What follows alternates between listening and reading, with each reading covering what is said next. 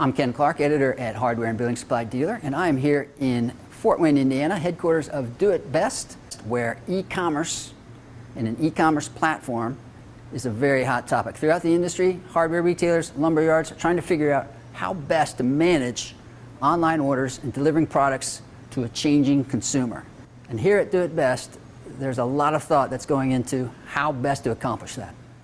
Allison Flatjord is Vice President of E-commerce for Do It Best, and she's leading the team effort in which the co-op is taking a more active role in the heavy lifting of running an e-commerce business. I think we had learned through the pandemic experience that letting our dealers do it all really wasn't a solution that was helping them, and it really wasn't helping consumers either, just because doing e-commerce on your own is a really heavy lift. We did think about, okay, is this something that Do It Best should entirely take on? But that really did not kind of live in the spirit of our co-op. We've got thousands of independent members that have their own brands, their own assortments, and we wanted to make sure that we were allowing them to showcase that specialness, so us taking it completely over didn't feel quite right.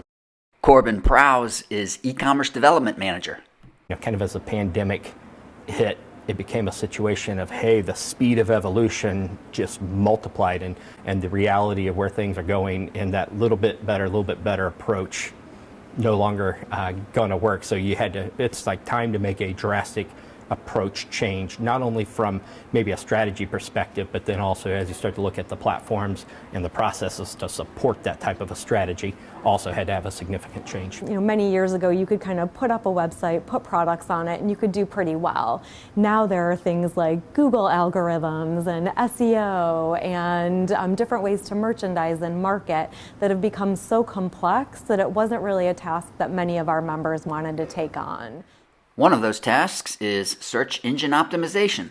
Brianna Wells, e-commerce marketing and content manager, explains. Absolutely. So just making sure that your consumer can find the product, right? So making sure that those keywords are there, that the description is correct, that the SEO is there and is there correctly, and it will be able to then work correctly when someone's trying to search. You know, it can be challenging to get that content sometimes, and when you have multiple stores that need the content, if we can take that on and be able to serve more of our members, then that would be amazing. The platform is designed to increase both digital and in-store transactions.